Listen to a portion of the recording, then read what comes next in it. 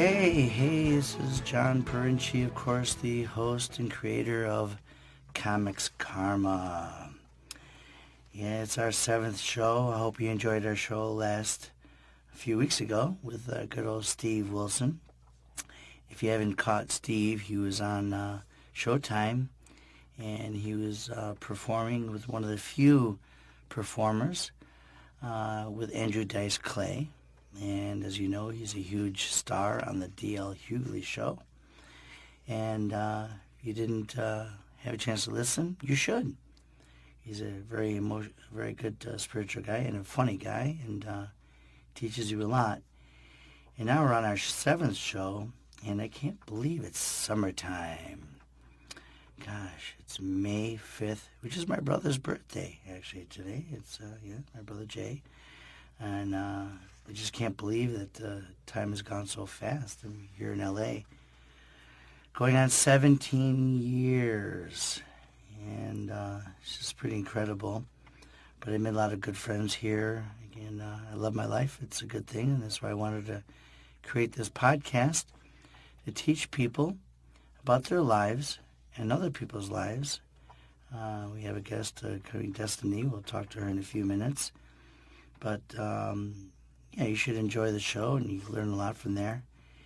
Now, if you probably were listening to the news and to sports and things, you probably heard the big news the past few weeks was the Manny Pacquiao fight along with Floyd Mayweather. Now, I went to a huge party Saturday night, and I watched it. It was so much fun. Free drinks, food, dancing, bands, everything. It was a great fight. And everyone was scared that it was going to go 2-3 rounds, maybe 5 if you're lucky. And it actually went 12 rounds. So I always thought that Manny was going to knock him out, or Floyd was. But it just kept on going. You know, the old days used to be 5-minute rounds. Now they're 3 minutes. And all the movie stars were there, and everyone showed up. Clint Eastwood was there, and apparently some other well-known stars. And it's just a great thing that they paid $10,000 to sit in the front row. And the funny thing about this is that you pay all this money to sit in the front row, and the publicity is to kind of see these people in the front row while they're fighting. I was looking for the celebrities in that front row. I didn't see any. I was too busy watching the fight. Why do I want to care about looking at all these other famous stars, Jack Black and Jay-Z and all these people? I don't care. I'm there to watch the fight. So the thing about the fight is that I didn't. Oh, that was. That was, I think what about the fight was this Floyd guy. Yeah, he's a good fighter. I guess he's been a, pretty well-known fighter and won many, many years and been the champ for many years. The thing about this guy, and I heard this from other people, he's extremely cocky. All he cares about is money. I mean, his middle name is Money. Really, really. You want to call your middle name? It's like, hi, I'm Jon Cash Pirincci. Okay? I'm Johnny Millionaire. Okay? Get the freak out of here. And then he goes on the ropes. Before they said that he won. He goes on the ropes before the decision. And he goes in and says, oh, I won. While he was up there, everyone at my party booed. Everyone, we're talking 100 people there. And then we're talking about 10,000 people watching him inside the arena. And every one of them booed. Every single one of them. Gee, I wonder why. Then you got Manny Pacquiao. What a great guy this guy is. He should have won just by having good karma, which is, again, what this whole podcast is about. He's a very religious guy and helps thousands of others, if not millions. And it's all about succeeding and winning. That's what it is to be a fighter for him. Not just the money. He has kids, a nice wife. And even though he won $120 million, everyone loved him. They all went, yeah, yeah, yeah. And they all whistled and said, hey, it's so great to see you and great to watch you, even though he lost. Merriweather won $200 million, but beats up his wife and went to jail a few years back. You know, I just hope he loses the money in a divorce or a bad business investment. Again, this is karma. When you don't do good things or treat people bad, things happen to you. You know, by the way, the shaking that you heard was my dog Rocky. That my sweet dog Rocky is just watching us right here.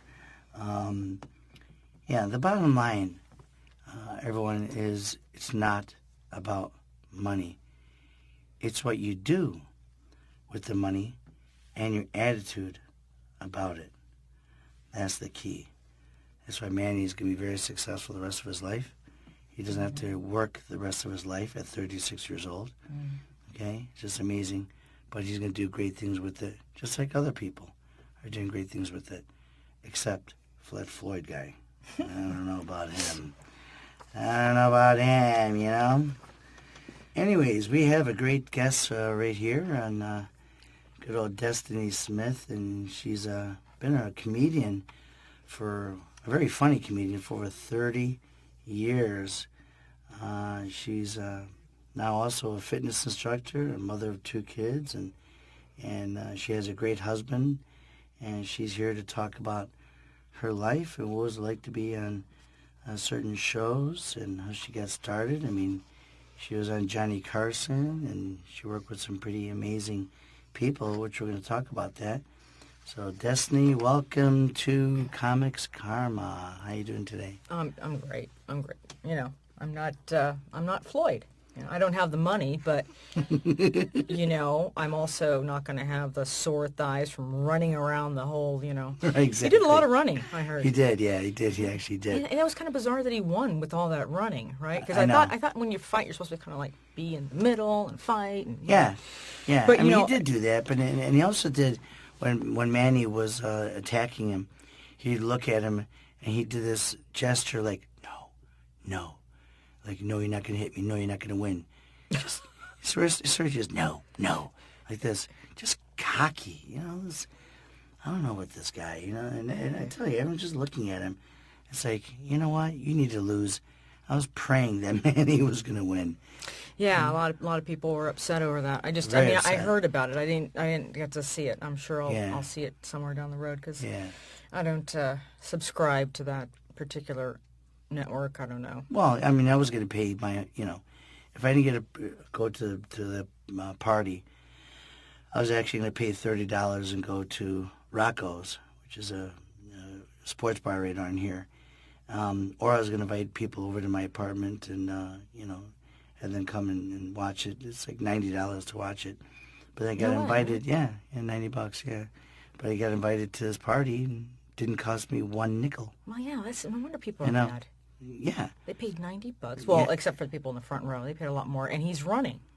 Yeah. Running. Well, $90 was just to watch it on TV. I mean, if you want to go to actual live. Now, was he running or just sprinting or kind of? Both.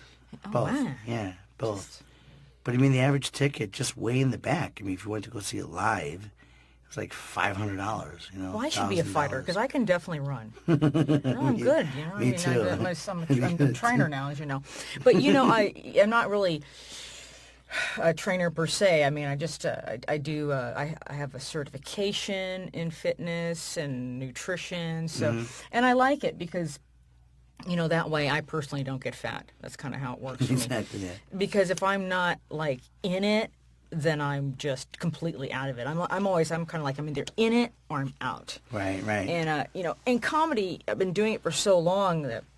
Well, that's the whole thing. I mean, Nate, this is. I mean, you've been around a long time, like I have. I mean, we pretty much started in the '80s, Right. We're almost about the same age. And I started like in about, 83, 84, right about there. Now, how did you get into comedy? Because a lot of people get into comedy now just to be a star or just to think they're going to get a network show and that kind of thing, or they're bummed out and they just have this issues and they go on stage. That's like a big thing, okay? How did you get into comedy? I got into comedy because I love impressions and characters, and my mom was like that and made me laugh. What got you into comedy? I'm so into really your mom. I want to talk about your mom. Seriously? She did impressions and stuff. No. Well, kind of like, but yeah. How nice. She's funny. She was hysterical. I got into comedy because I loved to laugh as a kid. I can't really say that I was really a happy kid, but I wasn't, I wasn't really a geek or anything like that. I wasn't that, but I was kind of like a chameleon. I would just kind of blend in with the wall, and Right. I think I blended in with the wall for so long that I couldn't wait to stand out.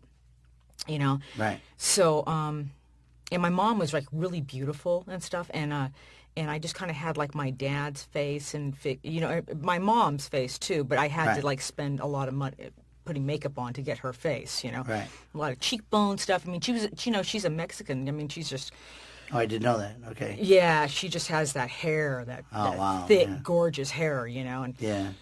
and she could wear jewelry a lot. I And mean, she knows how to make fresh burritos and tacos and things. no, but she wore earrings the size of a hubcap, And she was always trying to get me to wear her stuff, and I'm like, You're right. I look a little bit like her, but I don't have that big hair. I would wear one of her earrings, and all of a sudden my head was gone. There was just the earring, So, but Yeah, it's 20 years. yeah, and my mom was young when she had me, and my older brother, he was like my half brother actually, but he wasn't like he was my half brother. He's my real brother, but he's like a half brother. I don't know what that means. No, he was my half brother, and which I didn't know for a very long time. And then, so yeah, I didn't really have much of a voice as a child, I think, growing up. And I remember seeing Dana Carvey at my high school. They hired him. Really? Yeah, I didn't know who he was then. Because if he was doing comedy at my high school, trust me, he wasn't. He was still struggling then. So yeah, so he came in and actually did comedy for I don't know, they must have paid him for some special show. Mm-hmm. And so I remember that, but that's not why I started comedy. I just remember seeing. So him. you started writing. You said this is funny because I kind of did the same thing once in a while. You would actually write on napkins. Yeah. Well, if I made somebody laugh, I wrote it down. I try to make it into Right. my routine. But, I wasn't like the writer that would spend an hour a day or even, Yeah. 2 hours a day. Like Seinfeld used to, and No, some but, of the other guys. Yeah. right. But, I mean, I have no structure. I've never had structure in my life. I mean, now, as a parent, I do. But before that, I mean, you go in my room or something, I had clothes just piled high on the floor, I would walk on them, and then I was kind of like a guy. I would just, if I was going out, Right. I'd smell it and see if it worked, and if it wasn't too wrinkly, I'd put it on, So, So you just started getting a sense of humor. Saw Dana Carvey at the high school. Started writing some jokes on napkins. well, And yeah, I then mean, all of a that's not sudden- exactly how it went. What happened is that I went to see a live comedy show in San Francisco, a little place called The Other Cafe. The other cafe. I think I've heard of that. Yeah. Yeah, it was around, and it was kind of like a one of those. It wasn't like a regular, just improv type of place. It was kind of a hip little cafe, and they would have improv nights and things like that. And then once in a while, they'd throw a comedy show on him.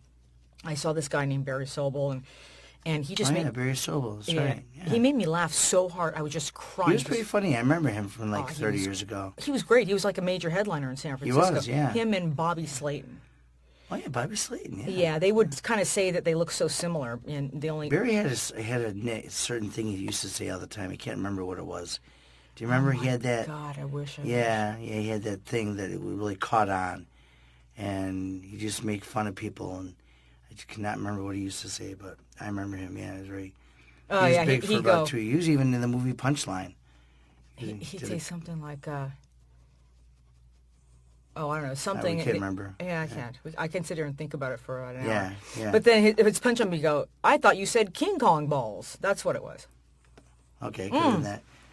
Ping pong balls. I thought you said King Kong balls. Something like that. So you were and then you started out there, then you started going to the Holy City Zoo. Well, yeah, I mean, Which is still around these days, I think, isn't it? It's like, It's like the place to be seen. It's like a landmark at this point, I mean, comics, they have it on, they have it on Facebook. You can, get like on a Holy City Zoo fan club. Oh, okay.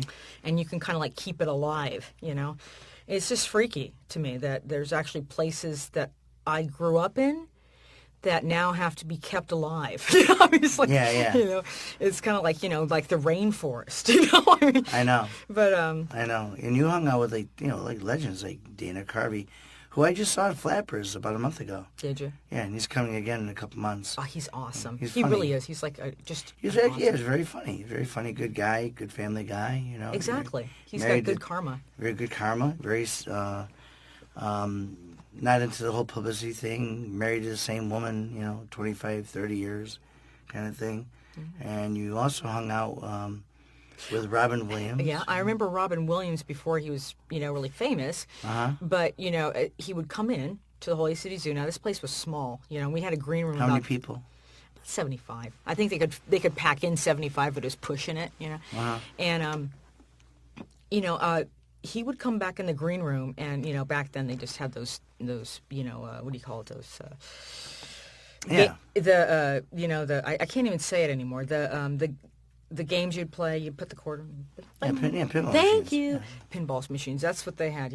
Right. Now they just have Wii and Xbox. That's all I hear from my kids, but that's another story.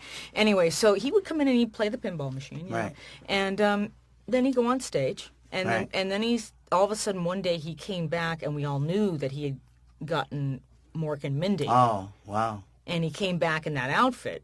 Oh, yeah. Nano. Right, he had that. He wore it. Oh, you wore it, really? Yeah. Yeah, but he was a nice guy, Yeah, I heard of it. I heard he was very nice. Yeah, everyone I talked to that's known him told me he was really sweet and nice. I mean, yeah, it really was. That's why I was very sad that he passed away. I was shocked. Yeah, well, passed away. It's not really the word for it. But I know. Yeah, I know. It's really hard for me to even think about. But I just was going to say that, and then I remember he came back in that outfit, and then all of a sudden, it was so packed in the Holy City Zoo. You could hardly breathe in there, and there were people outside because they all knew he was there. And then he would go on stage, and he would just perform for hours, and I'm not kidding. Yeah, you just go on and on. And this is an open mic night, and you've got like just angry comics back there. Trying to get, but they were mad because they all get bumped. They couldn't work that night. Right. But I mean, if you look at it in hindsight, it's like, wow, that's amazing. And you saw Ellen DeGeneres too. I worked with her. She was very cool, and I've always loved her. And I remember watching her, and I thought she was cute. And I liked that blonde-haired, blue-eyed look, And she was like a female Johnny Carson. She was funny and clean and topical, things like that. And then all of a sudden, 30 years later, 2008, I get a call from my agent and say, would you like to be in an American Express commercial? I go, sure, it's a national commercial. Okay, I show up. They're looking for... looking for a fat Midwest guy. Nice. Why are they calling a freaking New York Italian guy, to come in for this fat Midwest guy? Make a long story short, they love me. I did these little things, like a camera, and I'm screaming. Guy calls me back again. I get a call back, and I go, and I'm hanging out with this surfer dude. And I'm staring at this guy, and I didn't know who he was, and he kept on making me do these things over and over again with like 5 or 6 other people, like in a tram, and I'm saying this, I'm saying that. Bottom line is, 2 days later, they call me and says, you got the commercial. I find out that it's the American Express commercial. I show up on the set, and who was there? Ellen DeGeneres. I got pictures taken with her. I told her I was a stand-up comedian. She was very sweet. Didn't talk too much, but... she was there. And then just a few years after that, I got another one. By the way, the blonde guy that was staring at me, we thought it was like a surfer dude, was the director of this huge company. His name was Brian. And I got a few years later, got a call again for J.C. Penney. I show up, and I had to play like this from the 15th, 16th century Roman soldiers. I go in there, I look in the front. Who is it again? Ellen DeGeneres. Whoa. I know, it's really weird. Very like cool. Twice in the past couple of years. The same director. Same director, Brian. He remembered it. Hey, Brian, how you doing? Jon Pirincci. He goes, hey, man, how you doing? Good. So it was kind of interesting and see that. Then Bill Maher. You knew Bill Maher, too. Oh, yeah. I love Bill Maher. I love watching his show. Yeah, he's perfect for that show because I think I was mentioning to you that he was at Cobb's Comedy Pub, which is, I think it still exists in San Francisco. And it was like more by the wharf. Uh-huh. And I remember, I was emceeing there, and he was the headliner, and, I was pretty young. And he was, like, doing his shtick and his, his political stuff. And, it's such an edgy, Yeah, he is very edgy.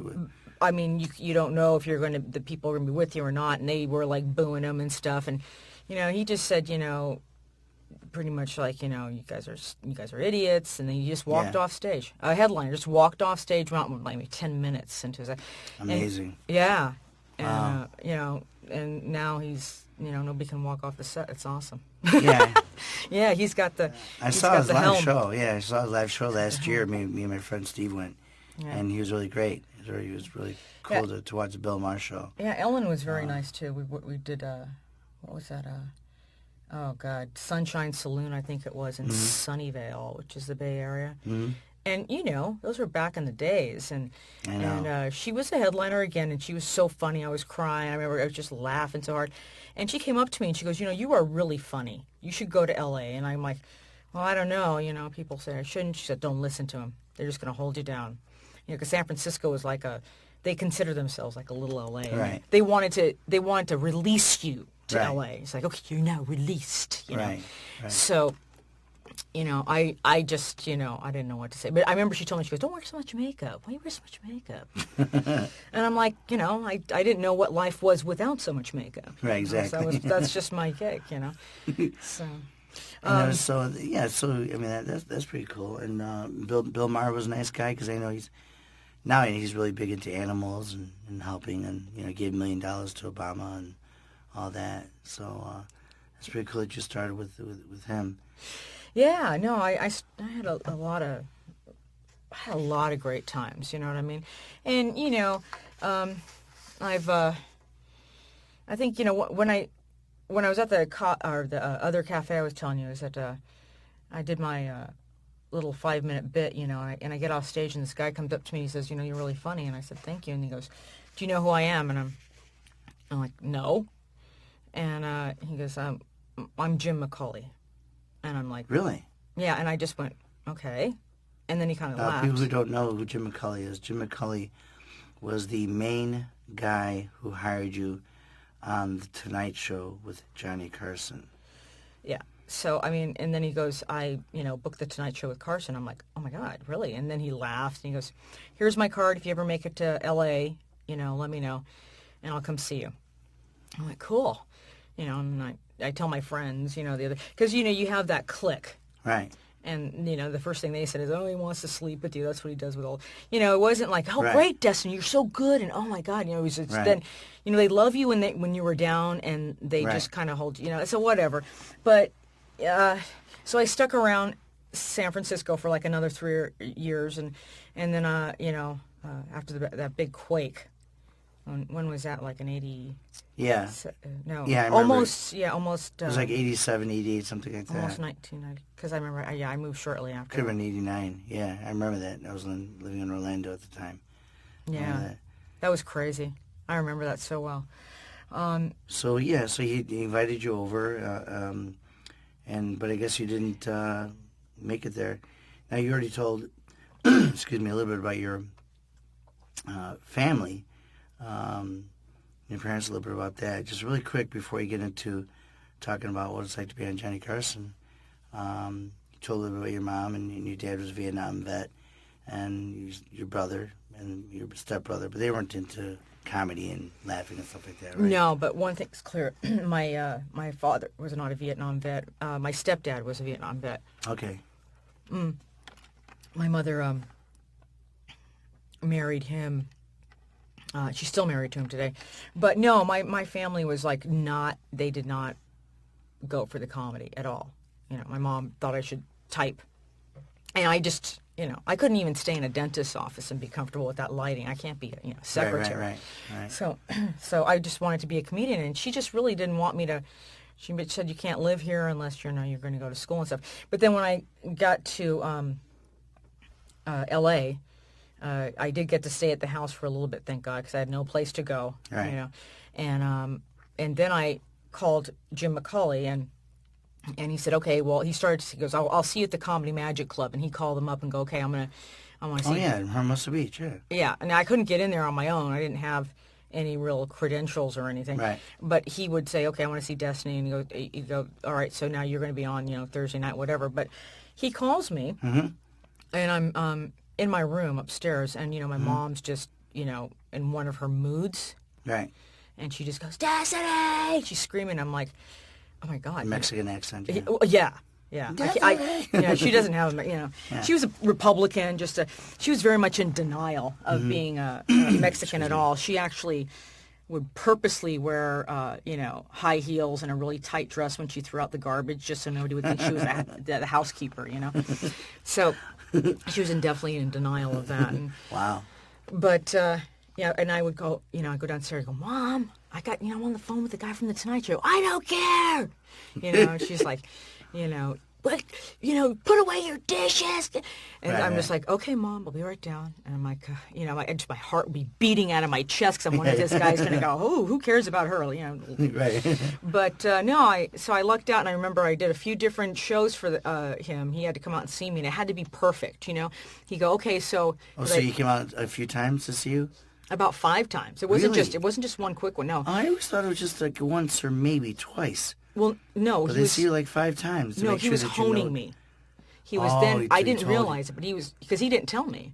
But he was actually kind of honing me for the show. Oh. And I didn't get it, because I remember he'd come out and see me, and he'd go, so that one bit you do about, I think it was like, the LSD bit. He goes, drop that, because I did this thing about hippie parents. My parents are hippies, Right. which they weren't. But I had to make it funny. It was just it was sad and abusive. Right. So I kind of switched it up. How to name Destiny and all that. And my dad actually named me, and he was a raging alcoholic, and liked to listen to Paul Anka. Paul Anka saying "You." Yeah. Oh my God, it's the worst song that I've ever heard. He just drags Paul it out. Anka, So I just lost track of what I was talking about now. So he tells me, don't do this one bit. Right. And he goes, I want you to go on at the Improv, Saturday night, and I want you to open up with, this other bit. And I go, okay. And I would get all paranoid because, I know. When you come up with a routine and somebody tells you to change it or add something or delete something, it makes it hard because you think you're going to mess up. Oh, yeah. And you're not going to get on the Carson show, and it's like Johnny freaking Carson.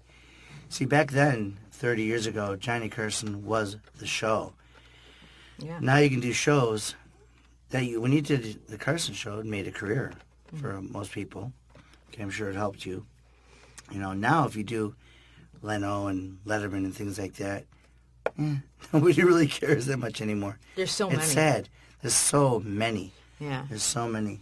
There's a story about, I was actually telling a couple of friends of mine.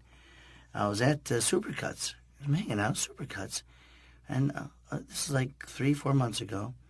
And who shows up? I'm looking at this guy. I said, I know this guy. He's a comedian. I forgot his name, but I know him. I'm on Facebook with him, and I met him a few years before that. Because, you just get a little nervous, and it's like, I looked him up, I Googled, and it's like, oh, yes, here it is. Okay, yeah. And I'm looking at him, and he's one of these well-known comedian. Oh, I forgot his name now. Isn't that terrible? Thank God for internet. Yeah, I know, right? You know, you have to look up people on your cell phone first. You kind of hide in the bathroom. Seriously, like, yeah. Oh, hey, Mom. Hey, how you doing? Exactly. Then I started talking to him after I looked it up. Right. So I go, I forgot his name. I go, it's Tom Dreesen. Tom Dreesen opened for Frank Sinatra for like 20 years in a row. Okay, and amazing. Basically, in so many words, I told him I was a comedian. He told me about his life. He told me about being a comedian. He started off when there were no comedians. When he started with Leno and Letterman and those guys in Seinfeld back in the 70s and early 80s, right, there were no comedians. There were maybe 100, maybe 50. He said there was no comedy clubs, none of that. And he said now everyone is a comedian. There's thousands of them, but that's why you can make a living at it. But I just want to throw that in because it's just so much different. So my point is that when you did Carson, it was a big thing back then. Mm-hmm. So what happened? You ended up getting Carson, and and what was it like to be on the show? It was actually. What was Johnny like? Being on the show was surreal, you know. And I remember I kept having like these close to panic attacks, and I started to feel like I'd have to actually breathe in a bag because I felt like I was gonna pass out. I was going to say, yeah, gosh. Because I couldn't believe it. I had to keep. Man. At that point, I was doing comedy about 8 years. Okay. And I kept telling myself, I'm doing comedy 8 years. I felt like I didn't deserve it. You know what I mean? Yeah. I mean, you're walking into NBC and all that stuff. And I walk in there and I'm looking around. I'm like, please, I don't ever want to leave. Please don't ever make me leave this place. Right. And, unfortunately, I left immediately after the show. So there you go. Right. But, no. So Johnny didn't talk to you at all? I mean, what was it like to... No. I mean, I had my own You told me room. he saw you in the dressing room or something. Yeah, and then I went to get my makeup done. Kind of went by him, but he didn't really see. A lot of people told me he was very shy, like kind of antisocial. I don't know if it was shy. I think he was just... or scared. No, he had like his rules. Right. And it didn't matter who you were. It didn't matter, Destiny, the new female comic on Johnny Carson, or Elizabeth Taylor. He spoke to nobody before or after. And it was just a rule. And maybe it was because he wanted to keep it fresh. I don't really know why. I don't know, yeah. But, I talked to people who knew him, and he said that's just the way he was. He was a perfect host and when he worked. But when he went home, he was very private. Very private. He didn't talk to anybody. Right. And... he didn't go to too many parties and things like that, and people would come to his beautiful mansion out in Malibu and all that, but, maybe once a year, that kind of thing. No, I got to tell you, though, it was my goal in life was to be on Johnny Carson's show. I'm telling you, that's something I that's grew up watching amazing, it. yeah. I would just sit there and watch it. Well, also, I think I mentioned Carol Burnett. I mean, she would make me laugh so much. Love Carol Burnett. One skit. And then it would break into commercial, and I would still be laughing. I was 12 years old. And my mom would walk by, and she's like, "What's wrong with you?" I know. And I couldn't... still watch Carol Burnett. I couldn't get the vision out of my head. Yeah. What's his name? Tim Conway. Oh, my God. Wasn't he the best? Yes, I still watch it. He did that little, I recorded. He would walk like he was that doctor, and he would just scoot in, and he couldn't get through the door. The door kept hitting him. That's just... But you said Ed McMahon was really cool, really very fun. Ed McMahon. He was a notorious drunk, so he was always lightheaded. You know what I mean? He was always like, "Hey," No, he was awesome. I mean, Carson. Hello. Hello, John. Here's Johnny. I can't believe that Destiny is on my show. How are you, Destiny? Don't you wish he said that to you? It was so hot here in downtown Burbank that Destiny almost melted. She's so skinny. I'll never forget. He said, "Destiny? What an interesting name." Destiny, what an interesting name. That's exactly how he said it. Bingo. I didn't know that. I could have you... I didn't know that Destiny was an actual name. And now it is. It's my destiny to show... It's her destiny to be on my show. Oh, my God. Yes. That is so cool, man. That is so cool. Arsenio Hall, I did that show, too. Oh, you did? I did, yeah. Yeah, I was going to be back on, but, he his show got canceled. Right. And... the one that was on... A long time ago when he first got on there, yeah. Right. It just was him and Oprah, I think, were the only ones around. And I also did Rosie O'Donnell, which she did the Ice House. Okay. Yeah. So she actually kind of gave me my first start in a sense because that was the first show I had done in L.A. Right. So I think what happened for me was like, first it was Rosie, really. And then, because, I'm sorry, but I forget stuff. So I'm going to skip back. I wasn't in L.A., right, but she was looking for comedians, and I got the call. So I came over and did her show and went back home and lived my life, But my whole world started to open up when I moved here and then got the Tonight Show. What happened was when I got the Tonight Show... I was going to say, what happened at that? You must have got a lot of offers to do a lot of different things, didn't you? You didn't get into acting in the movies and TV shows and things like that? That's what's funny. They would call me in like every other month at NBC, and I go in there, and, I'm just a nervous wreck anyway as a human being, but the one thing I can do is I can... tell jokes on stage. I love that. All of a sudden, I'm comfortable. It's like sitting here. Yeah. But if I have to if I have to sit in front of you and you're like, the head of NBC or anything, my mouth is going to get dry. My hands are going to get. I don't like being judged. Right. I don't feel judged here because it's comic karma. It's very zen. I like it. But NBC would call me in every few months, and I would walk in there, and they'd sit there, and they would just look at me, for a bit. For a bit, and then they go, you'd be good for like a girlfriend on Seinfeld. Right. And I'd be thinking, yeah, cool. And then I would go home. I wouldn't hear from him. Right. And I think that the thing is that for me, I mean, I had acting behind me. I actually, worked with Milton Casellas. It was a very prominent, he probably still is, I forgot to ask you, do you have acting roles that you've done, acting film roles that you've done? Not really. Not too much. It's mostly stand-up and things, right? Yeah. Right. Okay. Yeah, I mean, I... So, so what happened? Did they ever get back to you and say, hey? And... I mean, I'd see, like, Felicia Michaels, I think, got to be one of the, girlfriends on Full House or something like that. Oh, right. And, oh, my God. I remember I got offered a Playboy, not Centerfold. They did a pictorial. Mm-hmm. And what was that lady, Rhonda Shear? Yeah. You remember Rhonda Shear? Up all night. Yeah. Couldn't take it.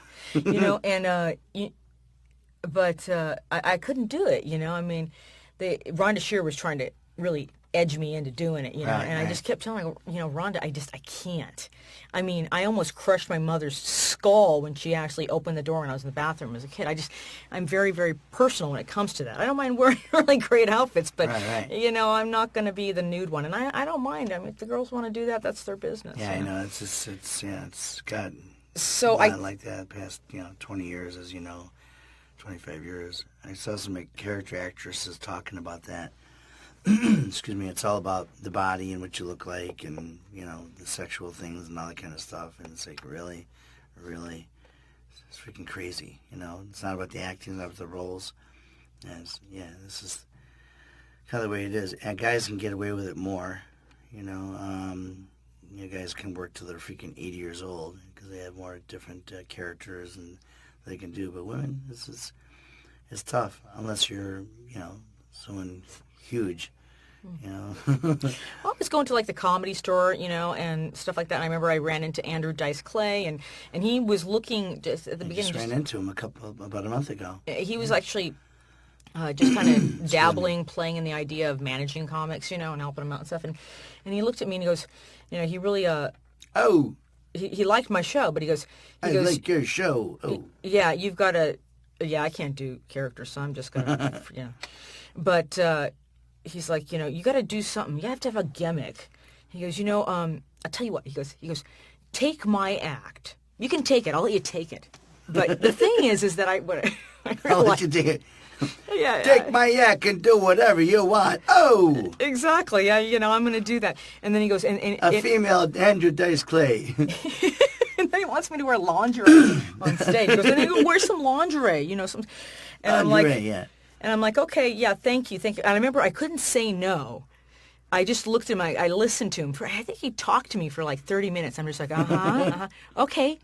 And then I never spoke to him again. I just couldn't. God. I couldn't deal with that. I come from old school stand-up. I just wanted to be like, Right. Funny. That was Right. that's what I wanted, Elaine Boozler, you remember her? Of course. Oh, she was awesome. Yeah. I wanted to be like Elaine Boozler. Yeah, she was hysterical. She was one of the first female comedians. Road Again, comedy. funny, road comedy, yeah. She was a road headliner, and that was Yeah. tough. And she never got into comedy. They offered her series after series and acting, and she never took it, is what I heard.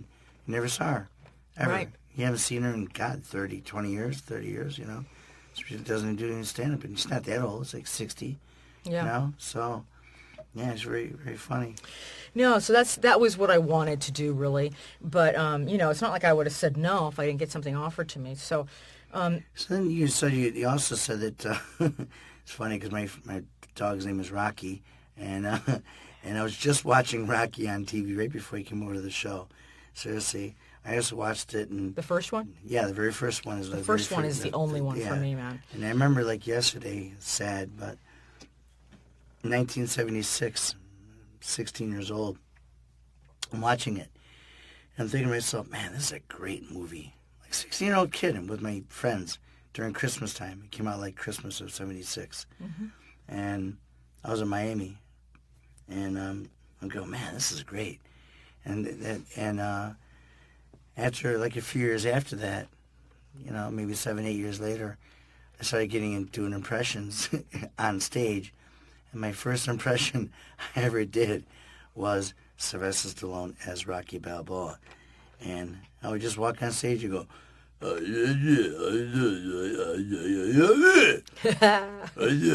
what'd you say? He said, Mickey. It's like, and people would laugh. They would laugh, I actually did Rocky Balboa playing the Wheel of Fortune. Remember the Wheel of Fortune? Oh my God, that was then, hysterical. That had to be hysterical. Seriously, I did Jack Nicholson, Reverend Jim from Taxi, and do that, and it would come down to I have number five, and then I do Stallone go as Balboa, as Rocky, and you go, number one, could I have a letter B? A B than bum? Was that bum the answer? Yeah, bum the answer. I can't believe it won. It was a big thing. So, but it's funny. But you told me that you loved Stallone. Oh no, I wasn't. I didn't really have any money. I wasn't. My mom, she was young, and Now here's the thing I'm going to ask you. Is as we all know, you had some great things, but now here's some of the bad things that happened. Just give a couple quick stories. You had a bad marriage, you said? oh well, I didn't know. I mean, I remember I met my husband to be at the Improv, and he was just really a charmer, and we had this connection, because we were both in the business. He's an agent. He was young. He was handsome, and Right. and I was just doing my improv stuff, and so we were together for a long time, and then pretty soon I start to slow down on my career because I'm really busy rolling his jacket. You know what I mean? Right. I mean, he's just a busy man. He would say something to me like, I'm the one making the money here, and what was really happening, honestly, John, is that I was slowly letting my career go. Right. Because I mean, I'm not saying that I was Did he handle big stars and things, or? Well, he had Tommy Chong from Cheech and Chong, okay. and that's why I named my older son, Excuse me. my oldest son, Paris, by the way, because it had nothing to do with Paris Hilton. Right. He was I was pregnant before Paris Hilton, right, like about a week before she became big. Okay. And then all of a sudden I realized I was pregnant, and I'm like, this kills me. But Wow. anyway, so because Tommy Chong, his son was named, Paris Chong. I thought, cool. He had a son. I didn't named know Paris. that. I forgot. Yeah. He was like 17 at the time. So he's probably pretty old now. So really quick, what happened with that? It was, it's kind of a pathetic, typical Hollywood divorce. You know what I mean? Okay. We How long were you married to him? 11 years and some change. Wow. It's like we were. But did you have the lifestyle, the big house, and all that crap? Yeah, he would. Honestly, we did not have the big house, but we had a house in, well, it was on, it was up in the mountains, up on. It was still considered L.A. borderline Hollywood Hills. We had like half. Yeah. You go at the window and you could see maybe half the sign of. You could see, maybe the end of Hollywood. Right. It wasn't that great, but it was nice, and it was all like musicians up there and stuff, and it was small, but it was our first house. So, I slowly whittle out of comedy. I'm catching like Byron Allen here and there, and I'm doing a few gigs, but pretty soon, if you're not working, guess what? You forget your act. It's, true. the meat of it, I remember, the good stuff. It's true, but, yeah. So, That's the thing about stand-up is that you have to do it all the time. Yeah. I would take months off, and then just the past 2 months, I got into it again because I missed it. I do videos and with podcasts and a few other things, but I really got into it. And then ever since I do it, the more I did it, the easier it got, the more excited about going and doing it. It's like, man. Well, you're a seasoned pro, and what happens is if we take a break off of anything, an athlete stops running, he's going to get a little lazy, but then pretty soon he gets back in there and he's like Rocky. Dun, dun, dun, dun, dun, dun, dun. So Creed. I gotta go fight. Let's do it. Yeah, I was like Adrian. I just, I had to roll my husband's. You said check. you met her. You met. I got to meet her a couple years ago, and I got to tell you, really, we talk about that. You talk about that spiritual thing. Talia Shire. Yeah. She's an icon, man, from freaking Godfather and stuff. Oh my God, yeah. God, Adrian. And again, you never see her. She probably quit like 30 years ago or something, 25 years ago. But I have to tell you, when I was a kid and I went to see Rocky, I'm telling you, those were the days when they didn't check the stub. They didn't change the color or the number. So I would take that little stub home and I would put something heavy on it because I couldn't afford anything, But, I was also one of those latchkey kids. Back then they didn't call child services for anything, pretty much. My mom beat me with a cord, that's what she did, and she called it being a good parent, So, that's the way it was back then. Yeah. But I love her, but she had her way. I don't do that. Yeah. But anyway, so I would go back to the theater the next day, and I'd wait for everyone to like pour in, and I'd squeeze in there and hide in the bathroom, and then I'd wait for the movies to start, and then I go out and get my stub, and I sat in the theater from when Rocky started in the morning until it ended at night, and I would just watch it over and over again. Oh yeah, wow. I was out of my mind, but I just wanted to. I don't even watch a movie that many times. Jeez. But, I mean, maybe one. You've done it twice, 3 times in your life. I was in love with Sylvester Stallone. I felt like I was Talia Shire. I actually had his poster, the original poster. The one with. So do I. I have it in my bedroom. Yeah. I was so mad. I do. My mom ended up having another child with my stepdad. I was 16 and he was like a baby, and he reached up and took a handful out of it, and I was just fury, So what was it? Really quick, what was Talia Shire like? Well, so Talia Shire, she wasn't too. She was actually right over here having some breakfast, and I went up to her and I kind of just went up to her slowly because I didn't want to.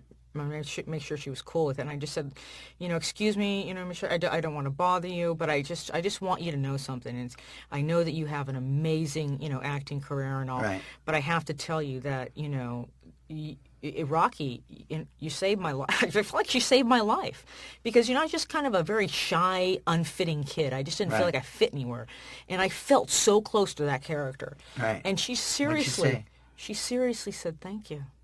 And then she introduced me to her hot sons. Oh, my God. They were, really? Oh, yeah. I mean, I'm old. I'm not going to do anything. But Italian hot sons. But really. I'm just like, dang, man. They're like in their 20s, and they're looking good. They're taking mama out for breakfast. So that was my story. So then you also, this is a pretty horrible thing, is that you were into alcoholism, and you drank and all that kind of thing. And then, that's a very common thing. And they talked about your parents, I guess your father was like that. Yeah.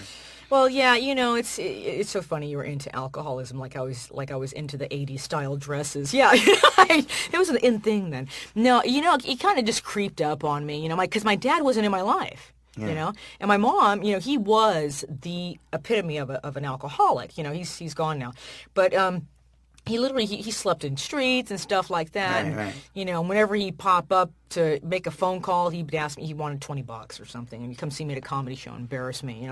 So Right. I didn't really consider myself a problem drinker. And plus I had long periods of time where I could go without drinking, but slowly I think when I gave Right. into my marriage. And I was kind of like just turning my power over to that marriage. Then I started to drink more, Yeah. and more and more and more. And then pretty soon it just became my life, right? So I knew it, and I was falling down and said, I didn't want that anymore. So I sober up, Uh-huh. and then, my husband don't like me anymore because I'm not, hanging out at the clubs with him and, Right. and just drinking and, Right. being the hot chick anymore. All of a sudden I'm deciding, hey, I want kids. Yeah, the candy on your arm kind of thing. Exactly, yeah. Candy girl and all that kind of stuff. Yeah, so I just said I want kids. Then you had, then I guess you had a kid, and you almost, did you say you almost died? Oh, I know. I had two. My first one was pretty easy because I had in vitro both times. Okay. Because as I said, it was weird. The marriage was kind of on the rocks, but we didn't want to give it up. So we had kids, and I had to go through in vitro because he's a busy bee, and I think I just Right. we didn't click. So I have my older son now, and then. Right when about 3 years later, the marriage was really going to go, and I Yeah. knew it was, Wow. But I was like, I told him, I said, dude, we can't leave this poor kid without a sibling, Yeah. So he goes, fine, and we tried to mend it, but we couldn't. But in the meantime, I went and I got in vitro again, and it was harder that time because, I was older and stuff like that. So I managed to carry him to term. And then I go for a C-section again. I really didn't want to do the C-section, Right. but I had no choice now because Right. now you got scarring Right. and stuff. All sorts Right. of stuff can happen when you're a woman, you're giving birth, right? So then what happened? I mean, so you're... Well, they had to cut, and they had to Wow. cut, and they had to get through that scar, Wow, and you saw a lot, so you lost a lot of blood and everything. Oh, yeah. I mean, and I was awake for this. It was embarrassing. I mean, our marriage was so bad, I got to tell you, that the doctor made a joke. He goes, I heard him, in my morphine state high, He goes, yeah, they make beautiful babies. They don't ever sleep together. They just have in vitro. It's like, and he's lucky I was high because I would have said, dude, But in the meantime, he's going, she's losing a lot of blood. And I could feel myself, kind of just slipping away. It was really bizarre. Wow. But it wasn't like I was scared or it was painful. It was almost like... It's bizarre. I felt like I had this understanding that I was Right. going to be okay. And I remember I looked at my then husband and I said, you take care of the kids, you got it? And he goes, yeah, I will. And then, they took him out, and then he wasn't doing very well. Right. He wasn't crying. Right. So, Wow. yeah, his lungs were kind of filled up because when you do in vitro, Right. a lot of things just kind of are struggling for a new baby. So finally... he cries, and I get through it. But I was like very, very close. Very close. And anything really, I know you listen to the podcast, and excuse me, a lot of people come up to me and say, John, man, I can't believe the stories I hear on your podcast. It's amazing. And, this is a very unique podcast of what really does what I do. And I've heard a lot of the podcasts. It's just all joking around, laughing, blah, blah, blah. But they don't really teach you anything. Anything else really bad happened in your life that you almost... I mean, people got, one girl got raped, another guy got stabbed, almost got murdered. Other friend Perry, fell off a freaking, into the ocean and almost, and stopped drinking, and just on and on and on. I almost died, drowning. My car almost went over a cliff.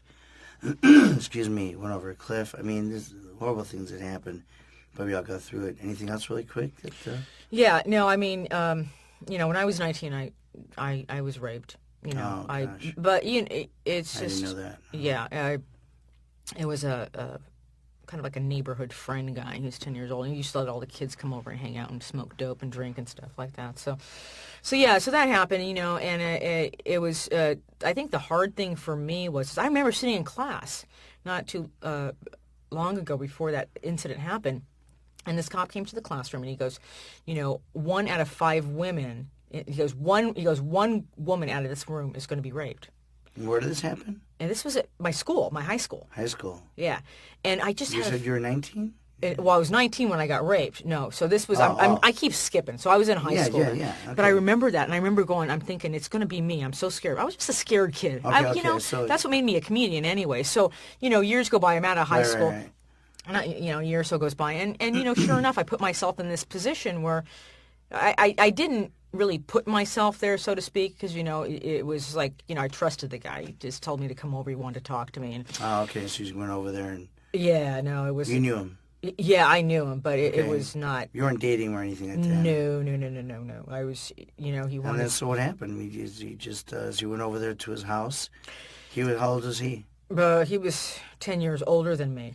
Okay. I didn't get any of it because I didn't, You couldn't run away or anything, huh? I tried. I tried to run out of the apartment building. His apartment building. You locked the door and all that. No, he dragged me back in. I was, naked, screaming, and he just dragged me by Excuse me. Dragged me by my legs and just nobody came out, Dragged me back in. And then what happened after that? Did you call the police after him? And Well, what happened is I just played dead.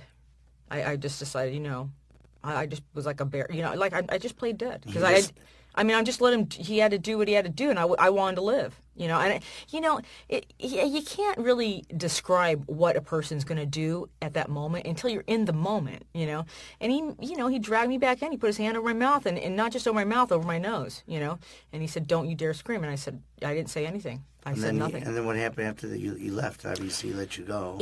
Well, after he finished, he just went. He rolled over and he went to sleep. So I just kind of I crawled out of there. I remember I crawled out on my hands and feet, and I had my clothes, and then I got dressed out in the hallway, and then I knocked on the door because this was a neighborhood. Right. And the guy next door happened to be one of my childhood boyfriends, and he was still living with his mom, an ex-childhood boy. And I just walked in. I said, I was raped, and he goes, Wow. "Oh, was that you? I heard someone yelling." And I just said, "Yeah, it was me." And then I walked out and walked to the corner store, and I just said, "I have to call the police." And the guy let me call the police, and, Did you tell your parents? Obviously, you told your parents, right?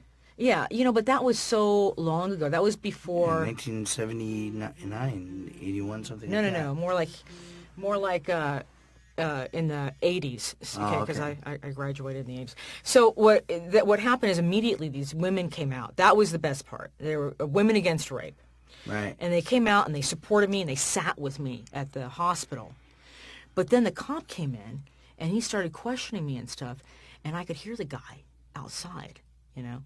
And I could hear him laughing, because he was like, they were saying something. So they couldn't. So they didn't arrest the guy or anything like that. I mean, I'll tell you why they couldn't, because I didn't have any bruises. I didn't have enough. I might have had some, but I'm telling you, I chose to live. I didn't want to get beat up. I didn't want to fight. I wanted it to be over. So the cop said to me, he goes, "Look, I know he did this to you," and he goes, "I'm going to get him out of the city. I promise you."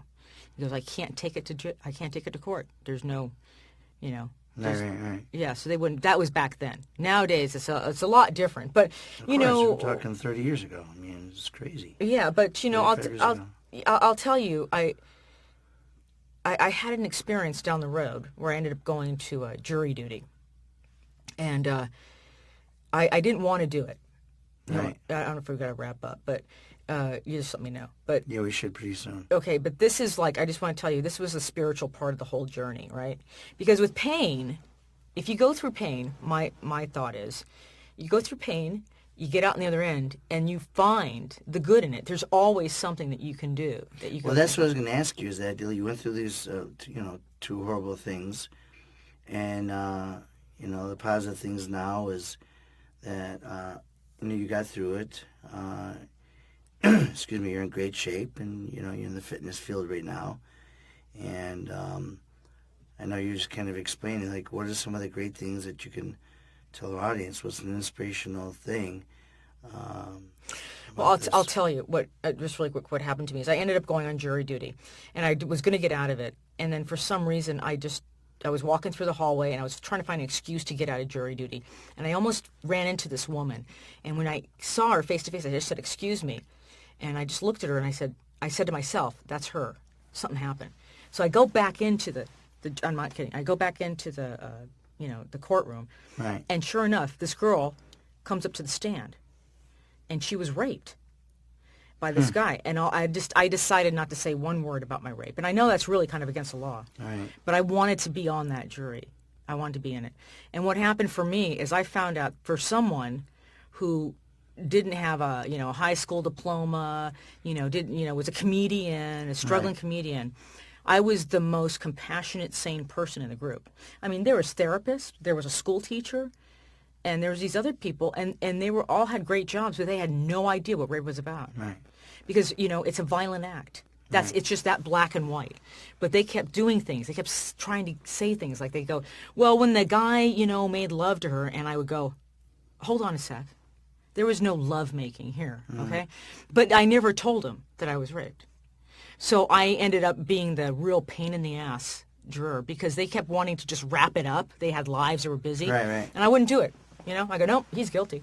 And he was guilty, So that's my story I can tell you is that there's always something good out of a tragedy.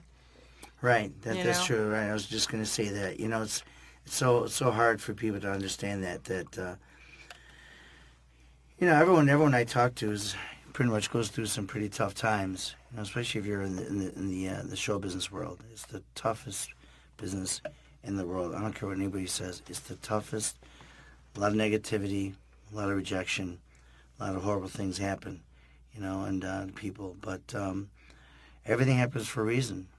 Just one door opens, another door closes. That's it. Through if you believe in the man above and Lord, or you just want to be a spiritual person. Exactly. That's the thing, and people freak out. Say, "I wish this didn't happen. I wish it would happen. Why didn't this happen? Why doesn't it happen?" And then when you look back, you go, "Oh, now I know why I met that person at that time. Now I know I didn't make it till I was 55, 56 years old. Like some people make it in their 50s, All right. That kind of thing. And you look back and say, oh, man, you're right."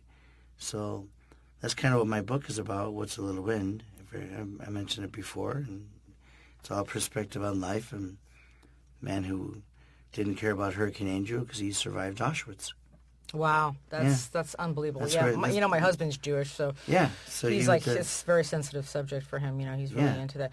But I know you're just gonna wrap it up. But I have this thing in my kitchen, and it says sometimes on the way to the dream you get lost. I get lost all the time. I'm kind of an idiot. But and he goes, and you get lost, and you find a better dream. And I just keep that there because I have to remind myself. Otherwise, that's true. Feeling sorry for myself is not going to do me any good. And it's the stuff that you experience when somebody else is experiencing it. Yeah. You can be there and you can say, "Hey, look, I get it." Right. Where other people go, "Oh, they're totally disconnected." I mean, that alone. These girls, there was 2 girls had gotten raped, and they were like street kids. Their parents didn't care about them. They didn't. They got tricked into it. So that in itself was, to me, worth all the pain and suffering I'd been through. But no, I mean, so your final thought basically is what? My final thought is whatever they're going through now, just keep going through it, because on the other end, it's something better. We don't ever want to give up. Right. In life, you know what I mean? Right. My kids, man, I'm going to go home tonight and I'm going to love them so much. And they're probably going to ask me for another freaking game card. Mm-hmm. But it was wonderful funny. to be on this with you, and I'm really glad you have this show. It's really unique. Yeah, thank you so much. I'm really glad to have you, Destiny. And Destiny Smith was our guest for tonight. And if you want to pick up my book, like hundreds of people have past 6 months, 7 months, it's doing very well. It's on Amazon. It's on Kindle. You can go to Barnes & Noble and get it online. It's called What's a Little Wind. You can go to my website, what'salittlewind.com, and you get a personalized signed copy from me, and it's $19.95, and send it to you, and you'll learn a lot about life and, looking at things in a good way, and things happen for a reason, and many of the things we talked about. And it's great that you basically told us how to make people laugh. Destiny told us how to make people laugh, and My tattoo. Tattoo 10. It actually says. What does it say? It's an Indian poet. I forget his name, but I only put half of it on there. It's too long. It says, "Look to this day, for it is life. In all its existence lie, beauty and all that stuff." And then it says, "For tomorrow is but a vision." And I forget. You have to read it. Okay. But it just says, look to this day. Yeah. Be in the moment is what it says. You know what I mean? Yeah, the whole bottom line is it's a perspective on life. Yeah, I can't read it upside down. Okay. I forget. Perspective on life. That's the whole thing. And, try to read upside down. I know, really. I got it so long ago, man. That's right. Indian. Or it could be another Indian guy like this. I don't know. I think that's the guy who did it. Is that the guy that did it? Okay, let's go. There's Let's at get 7-Eleven, actually. I'm telling you, if 7-Eleven have a Slurpee and some freaking curry. And Okay. tattoos. And tattoos. Let me put a tattoo on your arm. No. I'm telling you, Destiny. It is Destiny to put this on your arm. So I love it. I love it. Look to this day, for it is life. It's life. So again, thank you very much for everyone listening. Getting a lot of great comments on my show. People love it, and I love doing it. And obviously, we'll have another one in a couple weeks because I'm going to Florida for a little vacation and Sunscreen. and get some sunscreen. Yeah, I'll have a nice tan when I come back. But that's the thing. But so again, thank you very much for listening to Comics Karma, and I will talk to you, and you'll listen to me in the next couple of weeks. Thank you again, and God bless.